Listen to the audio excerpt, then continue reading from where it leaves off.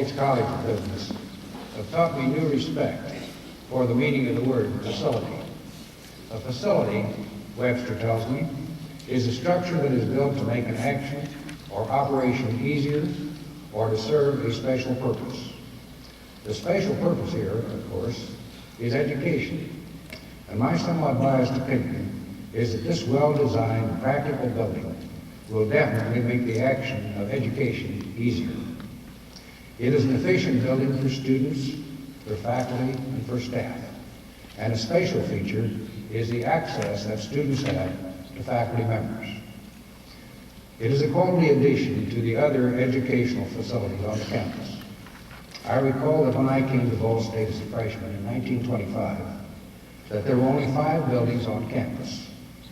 The administration building, this building had an auditorium for about 400, contained the library, the bookstore, the journalism department, business education department, and several other classrooms.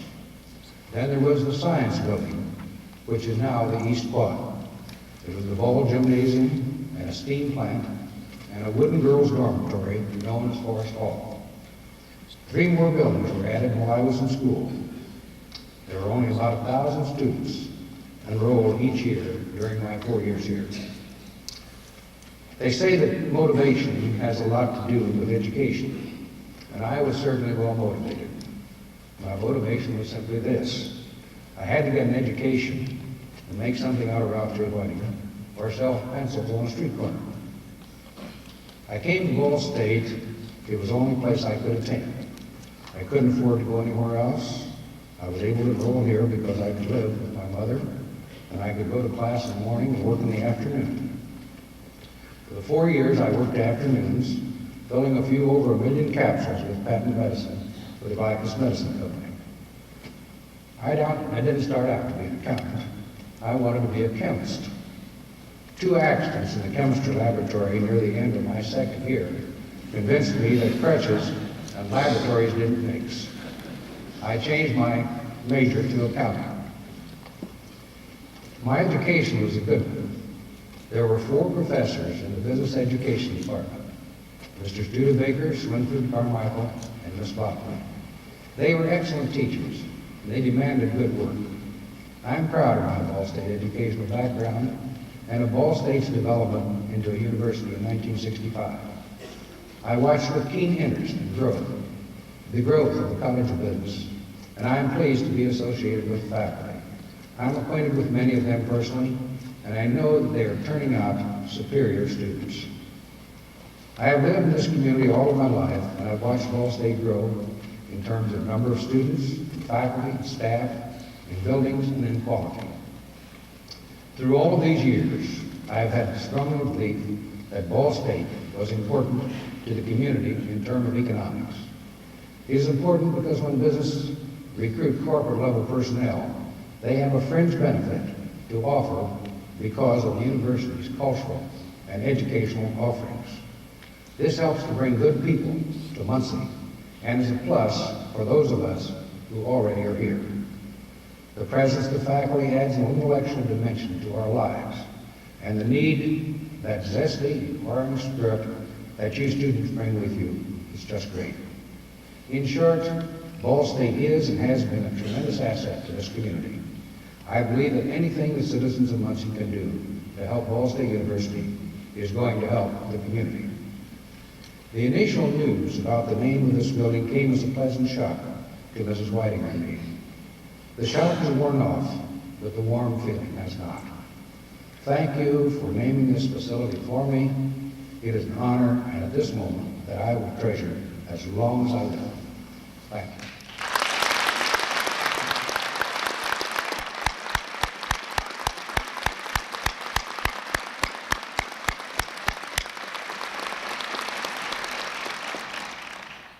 Thank you, Ralph. I don't know who they are, but there are 3 or 4 professors of chemistry who were once at Ball State University, to whom all of us in the College of Business are greatly indebted. Now, very seriously, Ralph, the honor of this day goes not to you, but to all of us in the College of Business for the privilege of having been associated with you and having you as a part of our college. At this time, Mr. President, I am happy to announce that 3 outstanding individuals have been nominated to receive honorary degrees.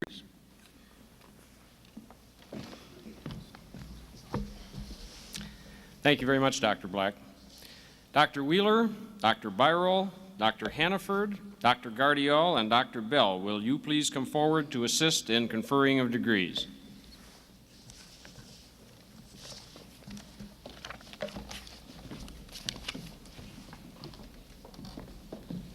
Estel Marsh, please step forward.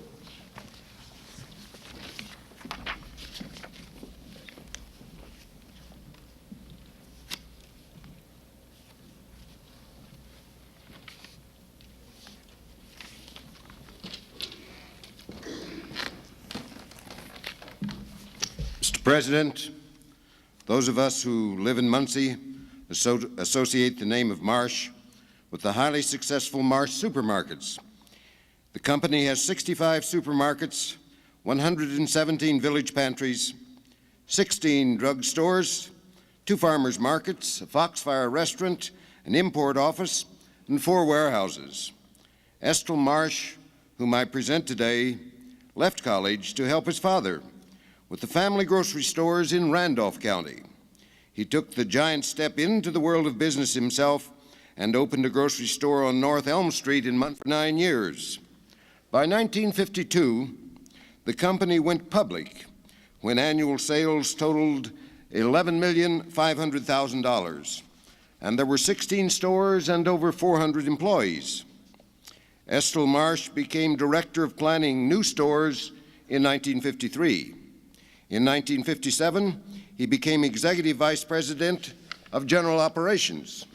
2 years later, when his brother Ermel died in a tragic plane crash, Estel Marsh became president of the Marsh firm, and the chain of supermarkets continued to expand.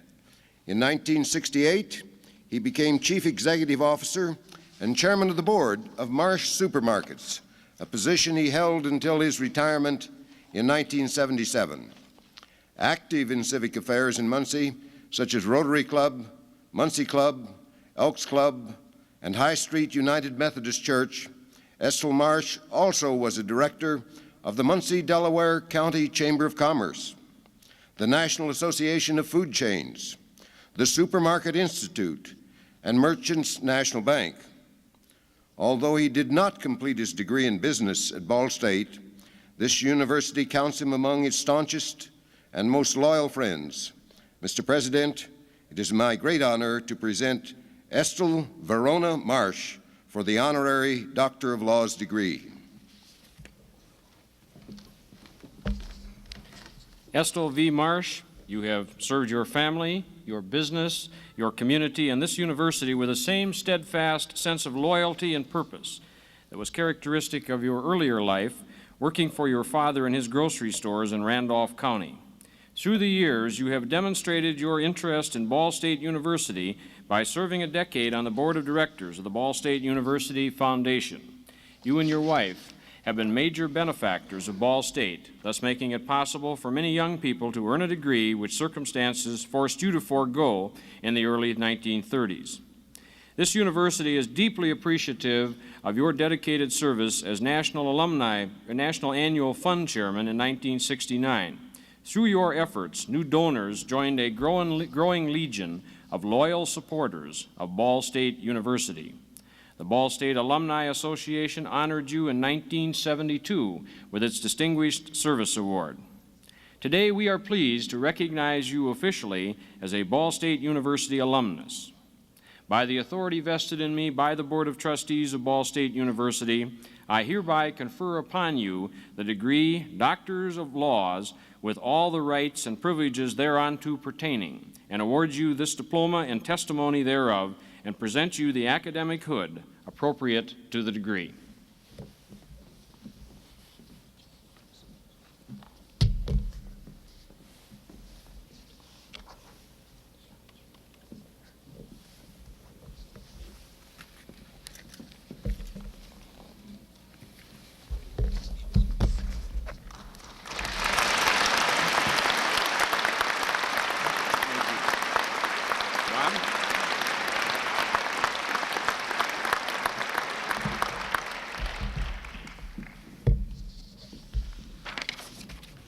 Mr. President, one of Ball State University's many strengths lies in the support this university receives from the community.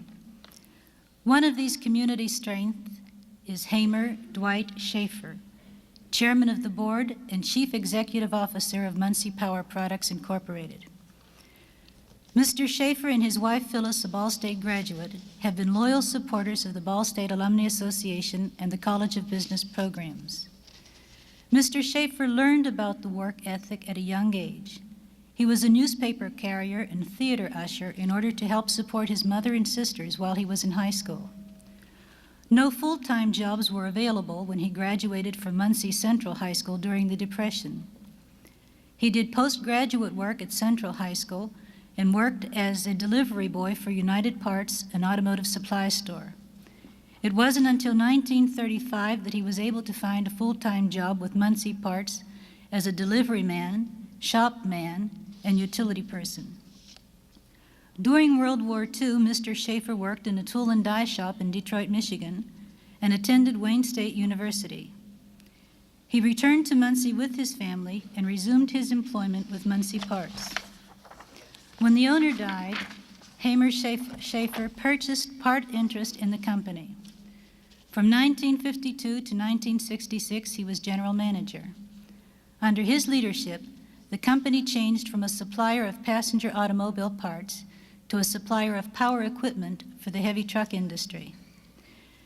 Mr. Shafer is a leader in his industry, serving actively in several national trade associations. He has been president of the Truck Body and Equipment Association, and he helped organize and serve on the board of directors of the Distributors Association. A member of the Indiana Manufacturers Association, the Indiana Motor Truck Association, and the Indiana and United States Chambers of Commerce, he is a past president of the Muncie, Delaware County Chamber of Commerce.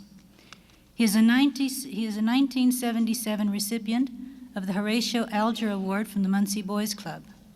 Mr. President, I am pleased to present Hamer Shafer for the honorary Doctor of Laws degree.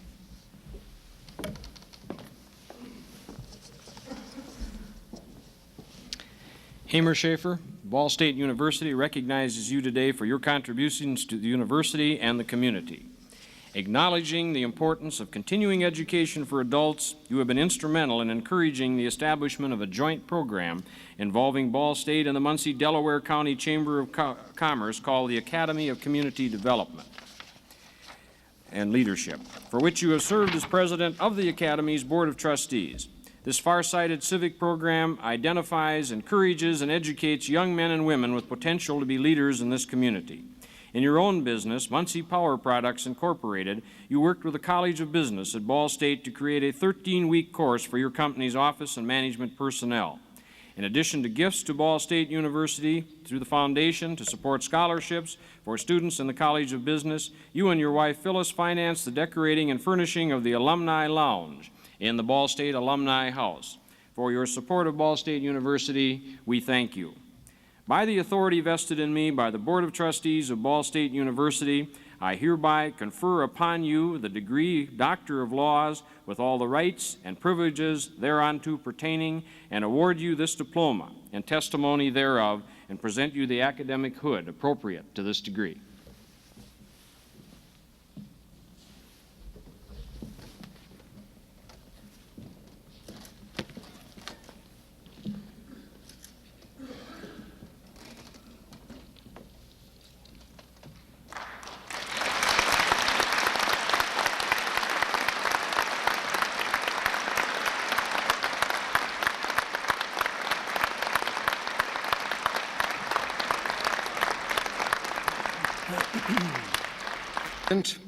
It is my privilege and honor to present Malcolm Stevenson Forbes, one of America's best-known business editors and publishers. Mr. Forbes has continued and expanded upon the tradition started in 1917 by his father, the editor-founder of Forbes magazine.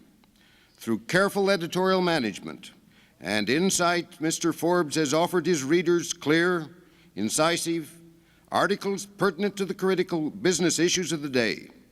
This editorial leadership has resulted in Forbes magazine enjoying a circulation of over 670,000 readers. Numbered among subscribers are the top-level business executives of the nation. Mr. Forbes' interest in journalism dates to 1941, when he entered the newspaper business 2 days after he graduated from Princeton University.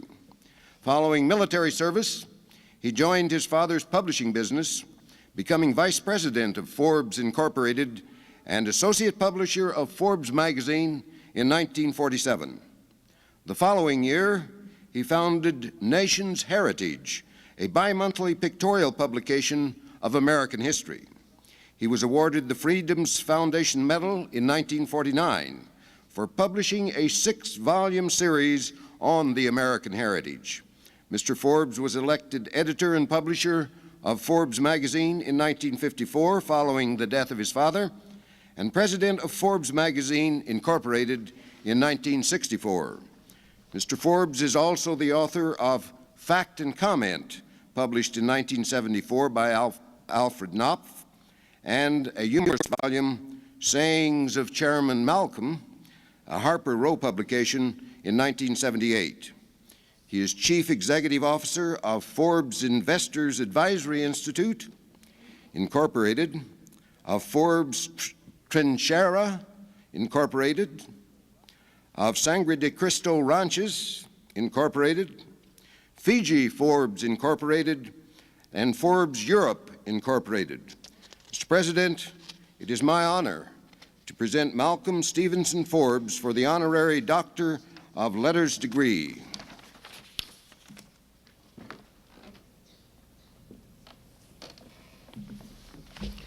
Malcolm Stevenson Forbes, by applying a large dash of daring to sound business and editorial principles, you have built Forbes magazine into a prestigious magazine noted for its pertinent and timely articles.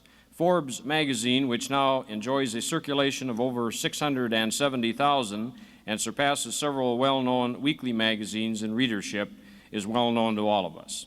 It is must-reading for business executives in this country.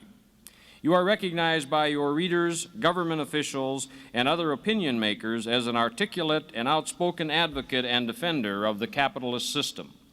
One of America's most influential businessmen, you have also proved that there are still worlds to conquer by setting 6 world records as a hot air balloonist.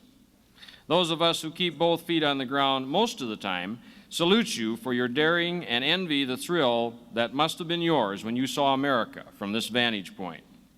Ball State University is honored to have you as a dedication speaker for the Ralph J. Whitinger Business Building. By the authority vested in me by the Board of Trustees of Ball State University, I hereby confer upon you the degree Doctor of Letters, with all the rights and privileges thereunto pertaining, and award you this diploma and testimony thereof, and present you the academic hood appropriate to the degree.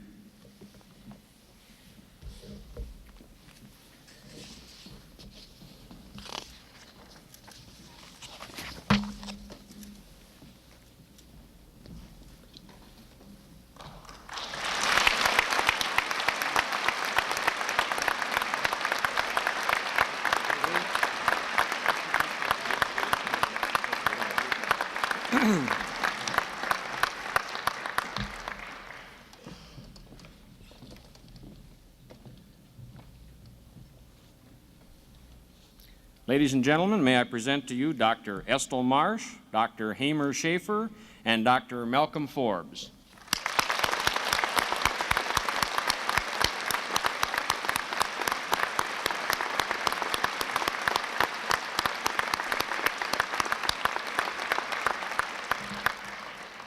Dr. Forbes, would you please join me at the microphone? Thank you very much, Dr. Anderson. I am as thrilled as my fellow honorees with this honorary degree. It was easier and less expensively come by than the one I earned. I might say in front of this distinguished company that it's a great honor to be present when a building is being dedicated and named for somebody who's alive, very much so. All of us eventually can probably expect, hope, or plan to get our name on something after we're dead. As a matter of fact, the way cremations are sweeping across the country, we might not even get that. But I want you to know, Dr. Whitinger, I got my name on a building some time ago. I, of course, had to buy it and pay for the sign, but I think Mr. Marsh has got his name on a few buildings too, but the way you got yours on is of some more considerable significance. And I also would like to congratulate you on the wisdom of learning from your mistakes in chem lab. All I did was get failing marks and had to repeat the course. It was required to graduate. But I also would congratulate you on having acquired the means in the accounting profession when you have been able to undertake obvious, widespread, and very generous support. It's lucrative trying to keep your clients out of jail and their books straight. I think that the accounting profession's probably those glorious days are dimming, because now you've got another partner. The government is starting to tell accountants how to keep their clients' books. And I think the challenges for those of you that are going to be trying to follow in Dr. Whitinger's footsteps are going to be tremendous. To be allowed, for instance, to simply practice accounting and improve its practices in the face of extensive and ever more expensive government supervision. It means that there'll be much for the graduates of this school to do. The topic that I'm going to talk to you on, and gee, I'm glad to see this big clock in front of me, because it does remind me that, as my wife says, too long is never any good, dear. She's referring to my speeches.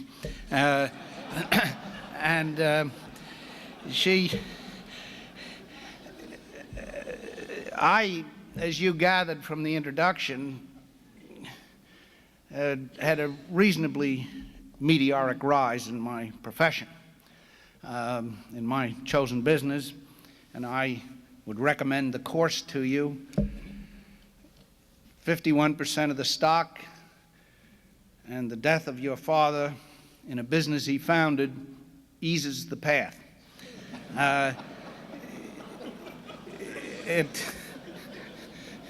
If you can't do it that way, then you might have to do it the hard observations I might make, with which you might and most likely will disagree.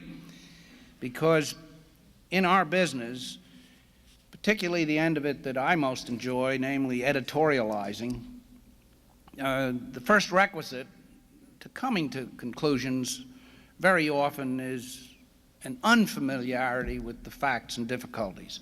Otherwise, nothing would get solved. And I hate to say to you, Dr. Whitinger, but the future graduates of that splendid College of Business are probably going to have to spend quite a bit of time unlearning what they carry out with them. Because by the time they get to using it, why, a lot of the rules, regulations, and government contribution will have changed a textbook betwixt the printing and the teaching and the imprinting in minds. As for how now and what next, I just thought to review a few highlights.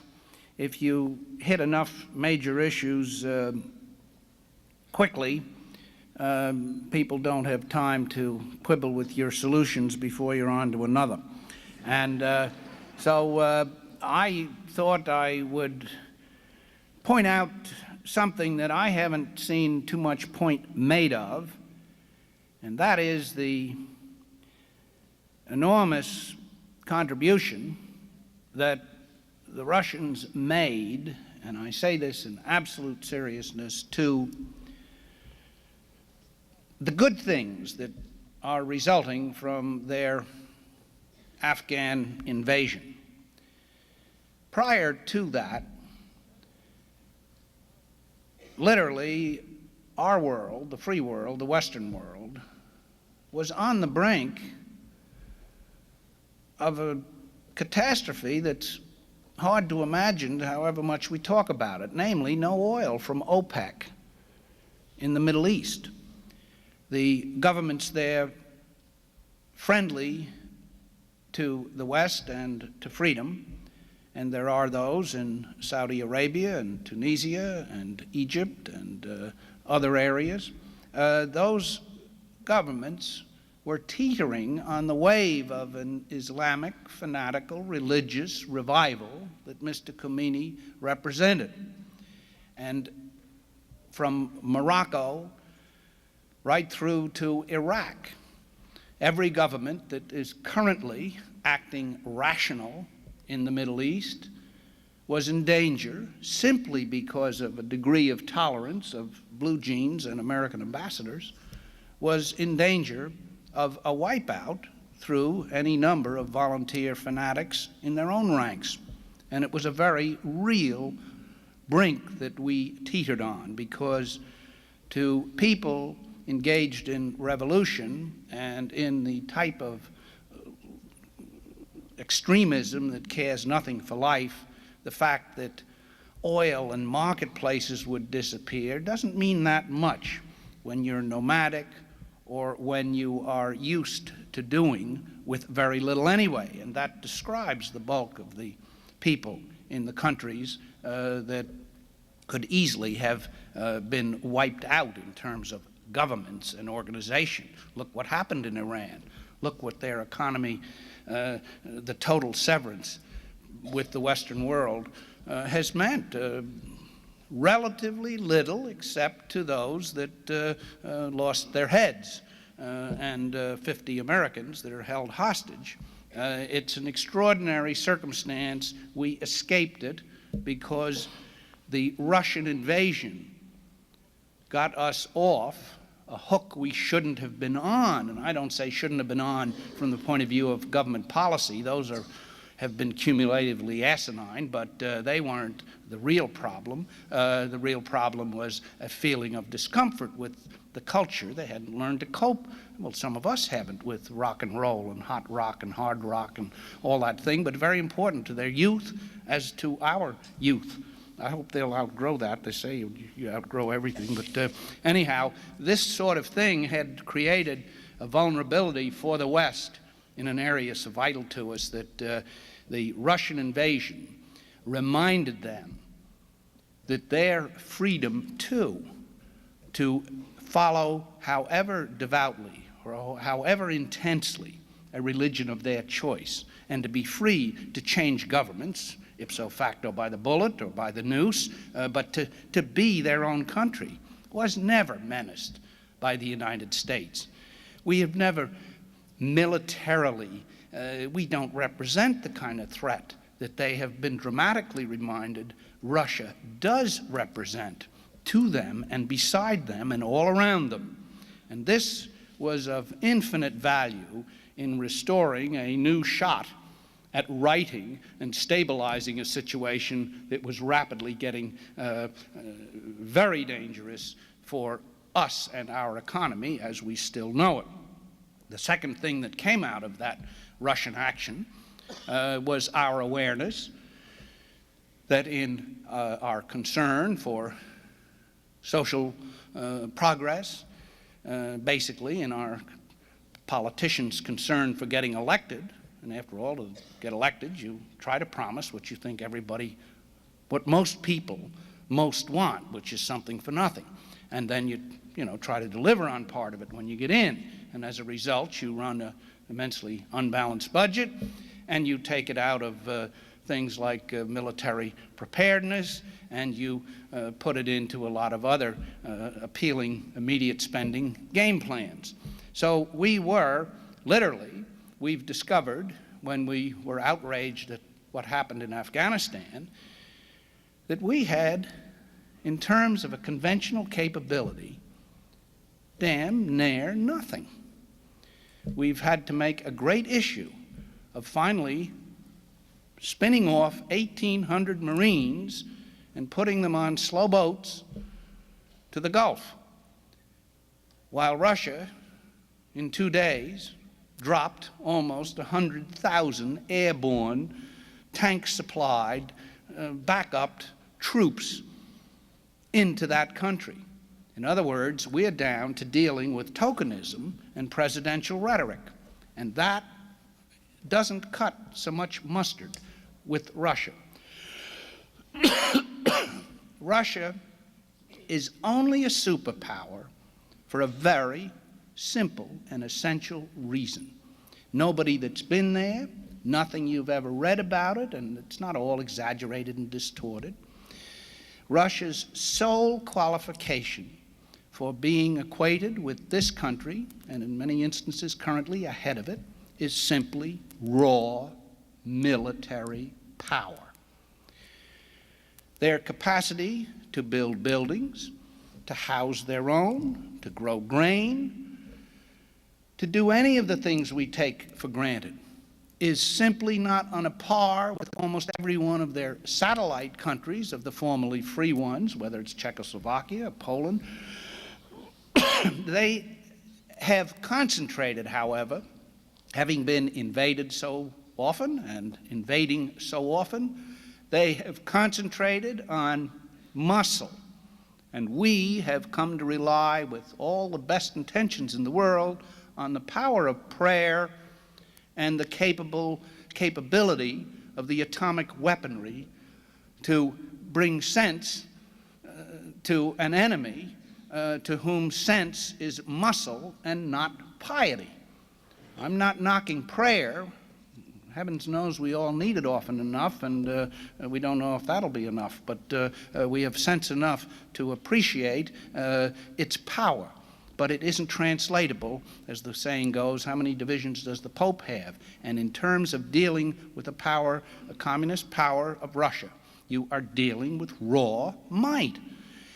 We have not kept up in terms of the state of the art, according to some of the things that Dr. Teller has written in Forbes magazine about a month ago, and others indicate we have lagged behind, because it's the kind of expenditure the president, this one, used to make speeches a couple of years ago and even a year ago, saying how much the budget for military hardware had been reduced under his administration, and how much more was being spent for social, worthwhile, do good programs. It's a tune that he's changed. Now he talks about how much has been done. Most of it has been in rhetoric. My point is this. We now, thanks to the Russian invasion of Afghanistan, find that we are naked in terms of bringing to bear on a scene a military capability that can make, whether it's Cuba fronting in some country important to us, or whether it's Russian capability. On their borders, there's no way we can match that kind of a confrontation as in Afghanistan, tank for tank. But we have a presence and a backup that means we can stay, and we can eventually, with the allies whose survival depends on our strength too, and a little contributed muscle from their own in Western Europe, that together and readiness, when we have some soldiers and have some troops and have some tanks, that we can be, once again, listened to and have our views mattered. We don't have to wave empty rhetoric, which is a weak weapon, as President Carter is discovering when you're trying to talk confrontation with Russia. We're not trying to have a fight You avoid a fight in these circumstances with that superpower by having a muscle that is comparable to theirs, and a will and a cause which is obviously infinitely more appealing to the world, such as our own. But the one is useless without the other. So we've been saved from a brink by this Russian invasion of Afghanistan, and we've awakened to the fact that it's time this country got strong again in a conventional sense, if we are to preserve the things all of us do really care about. We've come awake. For that, we can thank that Afghan invasion.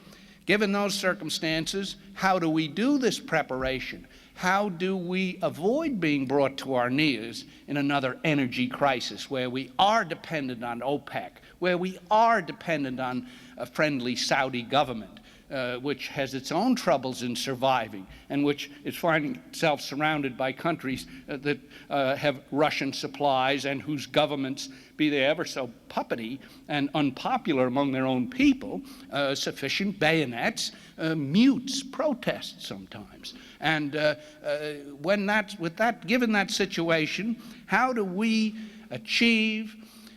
re-achieve American independence on the energy front and redevelop American muscle on the military front and cope with inflation? It's not an impossible set of circumstances to square. What's harder to do is to have our publicly elected leaders, notably a president, who will do the things, make the requests that are not popular, and still get elected. And you know that's not impossible. It's just not many people have ever tried it.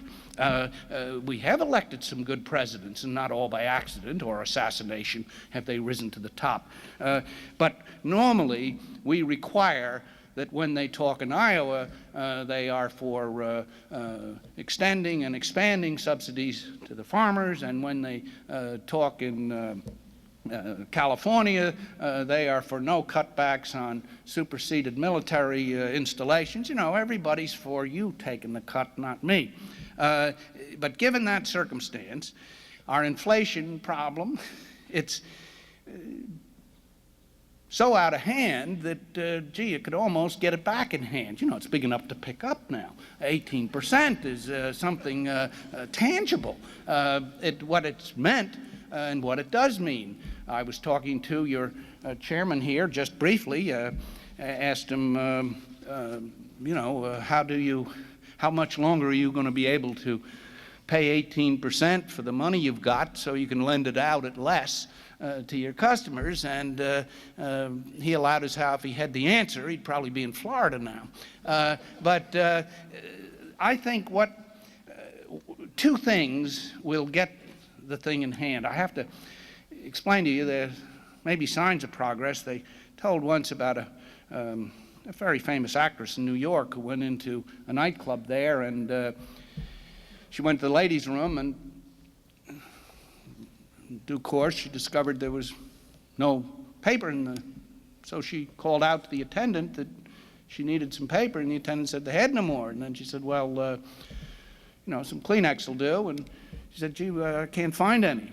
And she said, well, can you give me 2 5s for a 10?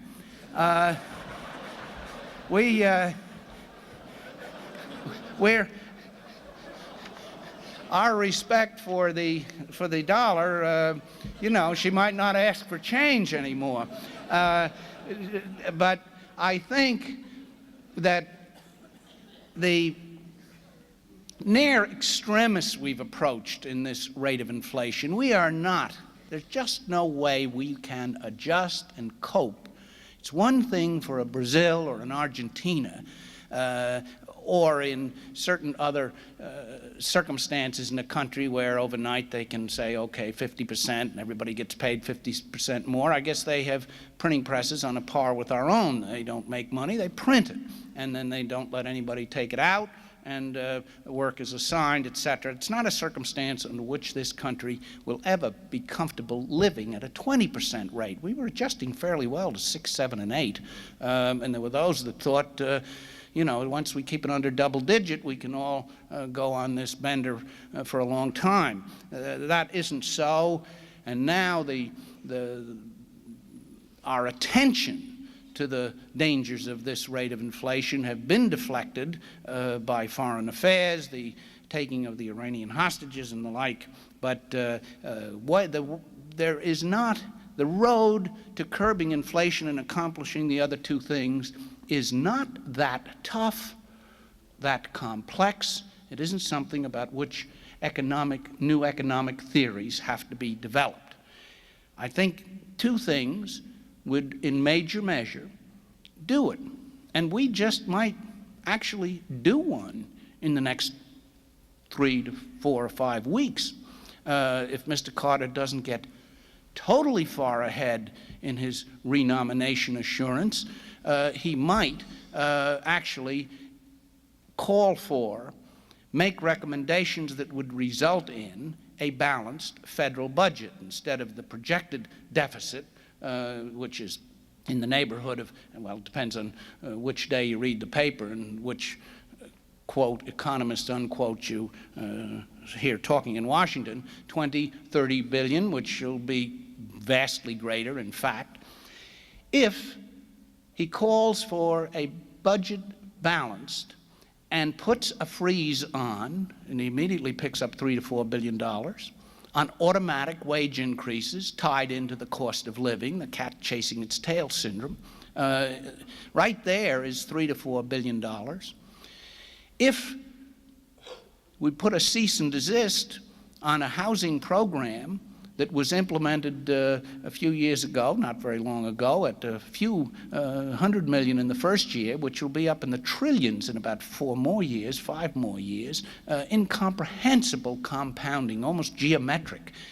Things of that sort, we just have to cap them. So much is enough.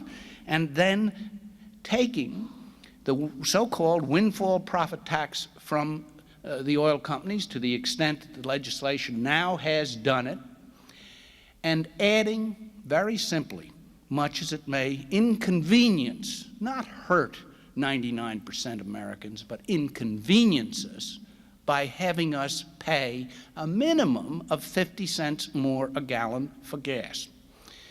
This country, at $1.50 a gallon, we simply are not paying the replacement cost of oil that happens to have been discovered a while ago and is in the ground. But that is a reservoir. I have to laugh. Think of the irony of it. We're pleased we've made inroads on our energy crisis when domestic consumption and production is up. When domestic production is up. All we're doing it is taking it out of one hole, and the Saudis won't even let us put it in the salt holes we've prepared for a reservoir. The more we pump out of what we've got, obviously, the less independent we are on imported oil.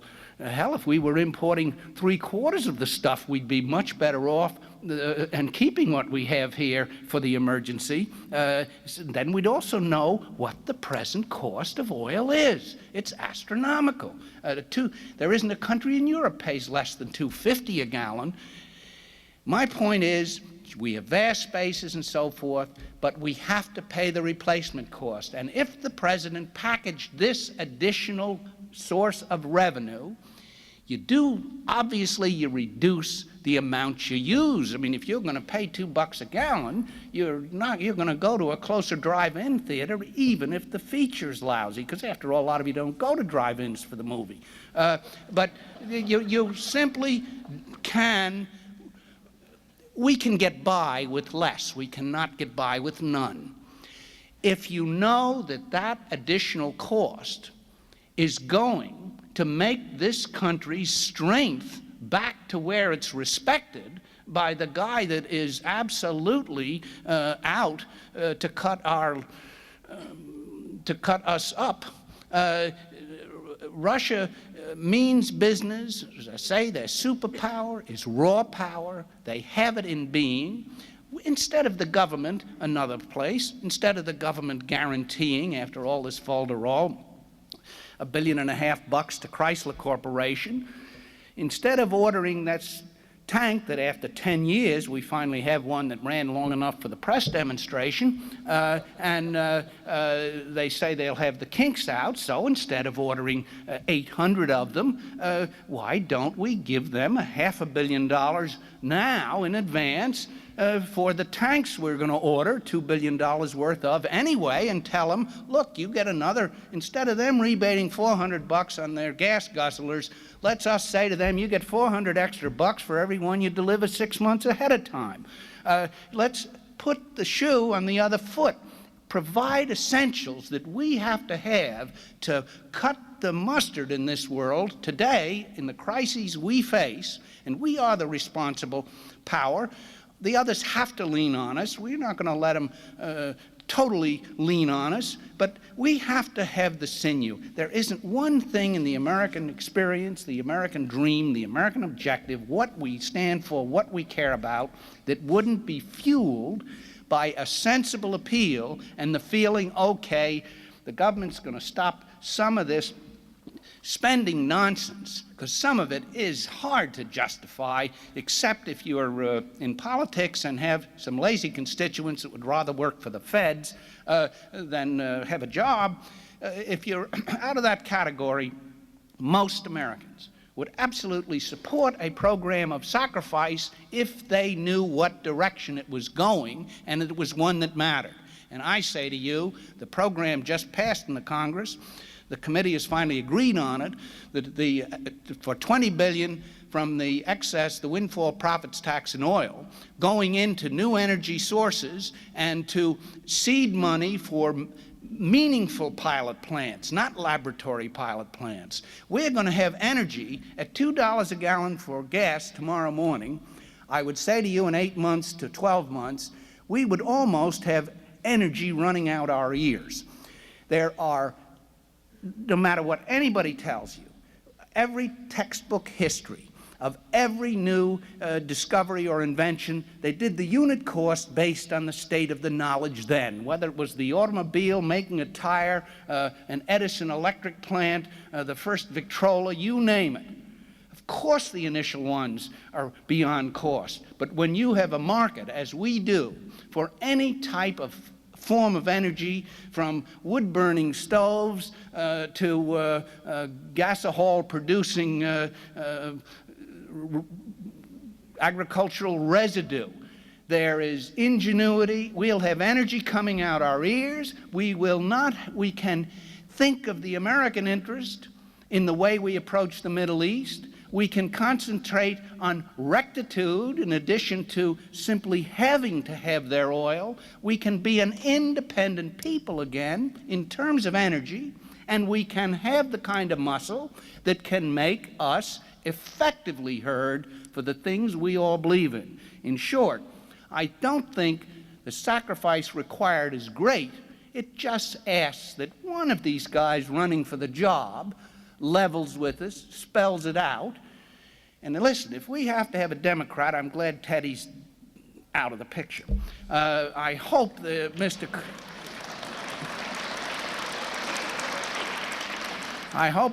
Carter, after 4 years expensive training, we at least have that if he gets reelected.